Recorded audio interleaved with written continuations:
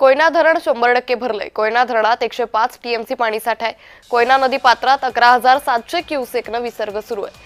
दमदार पावसामुळे कोयना धरण 100% भरले। 105 टीएमसी साठवण क्षमता असलेलं कोयना धरणात पूर्णपणे पाणी साठा आहे। त्यामुळे कोयना नदी पात्रात 11,700 क्युसेकनं विसर्ग सुरू करण्यात आलाय।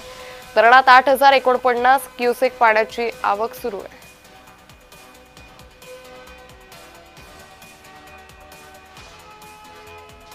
धरणात 105 टीएमसी पाणीसाठा असल्याची माहिती सध्या समोर येते। तर यंदाच्या वर्षी मुसळधार पाऊस महाराष्ट्रभरात पडला आणि त्यामुळे महाराष्ट्रातील धरणांच्या पाणी पातळीत झपाट्याने वाढ होताना पाहायला मिळाली।